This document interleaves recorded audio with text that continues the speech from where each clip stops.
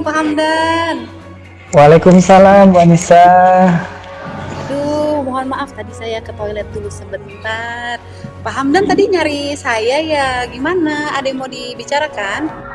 Betul sekali, Bu. Sebetulnya saya udah dari sejak 30 menit lalu saya pengen ketemu sama Ibu.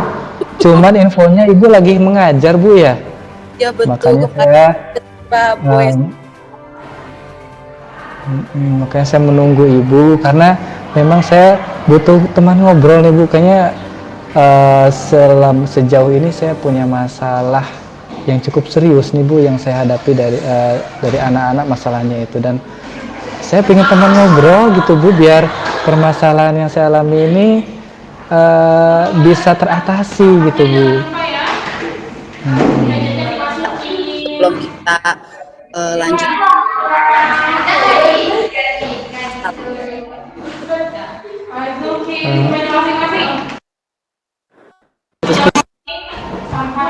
Gimana, Bu? Bisa diulangi, Bu? oh, begini, tadi kan Bapak bilang permasalahannya tentang anak murid. Boleh tahu sih Bang? Jadi, Oh iya, Bu. Saya melihat agak miris sebetulnya melihat anak-anak yang saya ajar ini masih ada yang belum begitu berdisiplin dalam melaksanakan sholat, Bu. Seperti masih ada anak-anak yang sebetulnya sudah komat ya, Bu ya. Tetapi kok masih ada yang ngobrol, ada yang colek-colek sesama teman.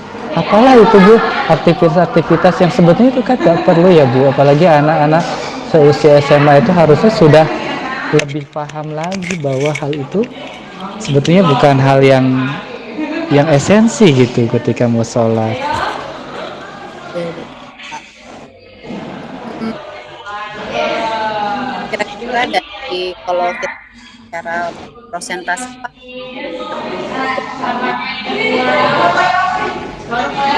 Mohon maaf, Bu, kurang jelas. kalau kita Pak, prosentasenya berapa persen anak-anak yang masih melakukan tindak disipliner?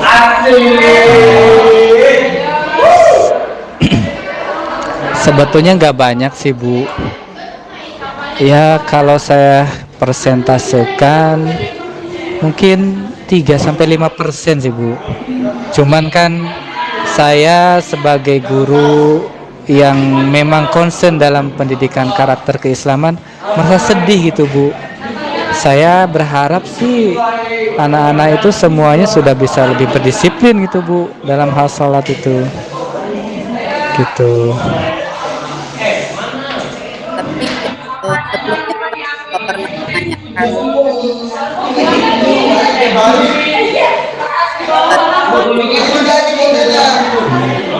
Oh no, sebentar, Bu. Lagi persiapan kepulangan. Pas saya mute dulu ya, Bu ya. Mute dulu ya, sebentar.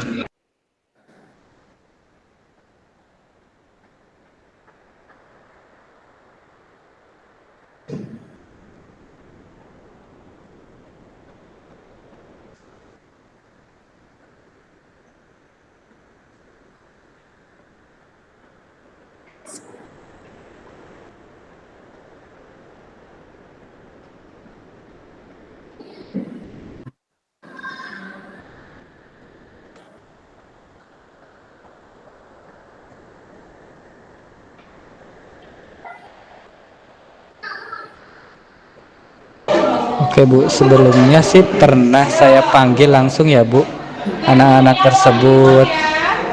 Saya tanya alasannya kenapa melakukan hal seperti itu. Alasannya bilangnya iseng aja sih, Pak, katanya begitu.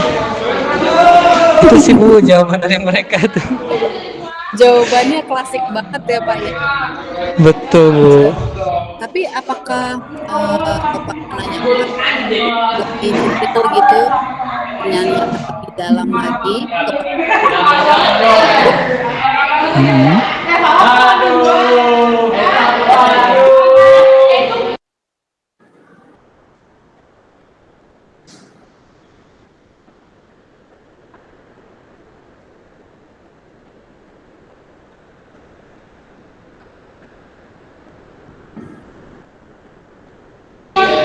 Mohon maaf ya Bu, masih proses kemudahan ini. Ya, Pak. Iya Bu, lanjut ya. Sebetulnya sudah sih Bu, sudah saya lakukan. Kenapa mereka melakukan seperti itu? Ada juga yang sebetulnya anak itu udah serius, sudah mau disiplin, tapi karena ada temannya yang mengganggu Bu, jadi ke bawah suasana begitu. Padahal sebetulnya pengen bener-bener gitu sholatnya, gitu Bu. Jadi motivasinya ada dari intrinsik dan ekstrinsik ya Pak ya. Ya, begitu Bu. Ini Pak punya gambaran untuk menyelesaikan masalah. Apa ya? Sepertinya Bu, ada yang masih kurang yang saya lakukan Ibu.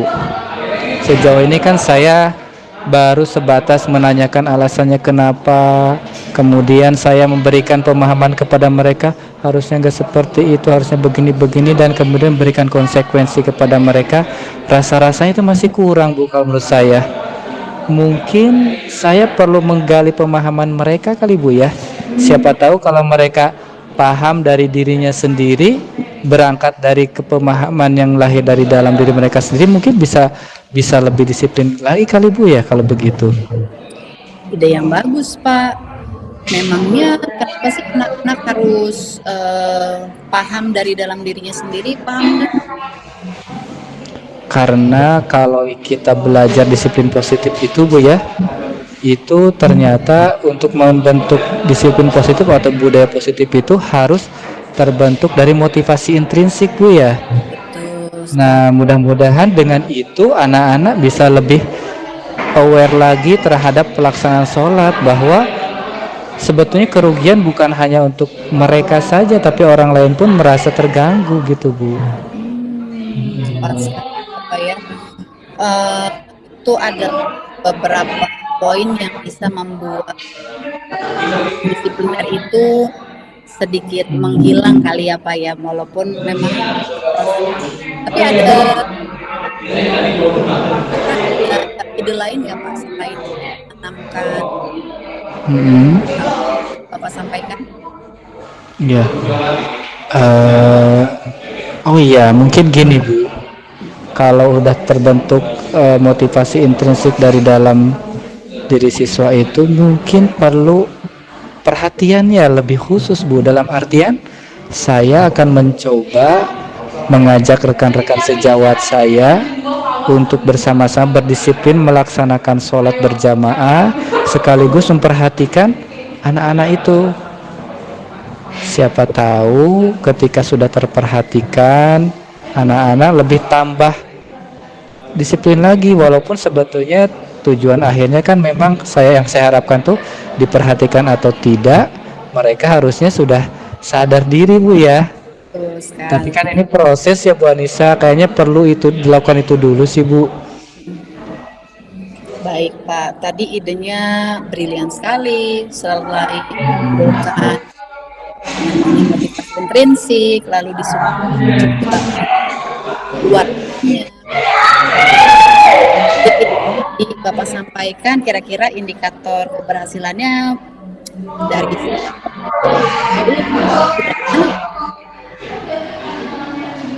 Boleh diulangi Bu, tadi suaranya terputus Bu. tadi kan Bapak sudah menjabarkan beberapa ide untuk membuat indisiplin tersebut berkurang. Dengan ide-ide tersebut, kira-kira skala keberhasilannya ada di poin berapa nih Pak, dari 1 sampai 10? Kalau saya sudah melakukan tahapan-tahapan itu, kalau sekarang kan Bu, khusus untuk yang 5% itu Bu ya, saya skala keberhasilan didik mereka dalam satu kan masih di angka 4 atau 5 lah Bu. Tapi kalau misalnya saya lakukan itu, saya yakin sih bisa meningkat ya Bu, dari angka itu menjadi 8 deh Bu. Wah, cukup jauh ya Pak ya, dari 4 ke 8. Tadi memang tahapannya sudah sangat baik. Saya harap dan bisa melakukan itu. Kira-kira kapan ya Pak mau lakukan nih ide-ide cemerlang Pak dan Yang pertama, untuk menggali pemahaman intrinsik dari siswa itu dalam pekan ini sampai pekan depan, Bu. Ya, hmm, mungkin rencananya saya akan membuat sebuah forum kecil dia dengan mereka-mereka ini, forum diskusi kecil gitu. Kemudian saya mencoba mereka untuk berliterasi, Bu ya. Berliterasi, kemudian nanti menyampaikan di forum itu agar satu sama lain bisa mendapatkan insight dari teman-temannya. Nah, mungkin itu maksimal sampai pekan depan, Ibu. Nah, setelah itu saya akan coba lihat hasilnya di pekan tersebut sampai maksimal mungkin di 2 pekan setelahnya gitu, Bu. Nah, di samping itu dalam waktu bersamaan saya akan mengajak rekan-rekan guru juga, baik itu guru laki-laki ataupun guru perempuan, untuk mendampingi anak-anak sholat dan perhatikan bagaimana mereka berperilaku sebelum sholat gitu. Karena prinsipnya sih masalahnya sebelum sholat, Bu. Kalau pas sholat sih tertib semuanya, alhamdulillah gitu. alhamdulillah ya Pak ya. Mm-mm. Baik, itu perencanaan yang cukup matang ya Pak ya. Bapak sudah bisa memetakan dari rencana jangka pendek hingga jangka panjangnya. Keren banget nih Pak Hamdan. Selain itu, apakah Bapak butuh, seperti tadi kan Bapak sudah menyampaikan, Bapak akan mengajak guru-guru lain ya, baik yang putra ataupun putri. Apakah perlu dukungan lain Pak, selain rekan sejak? Saya rasa kepala sekolah sih, Bu.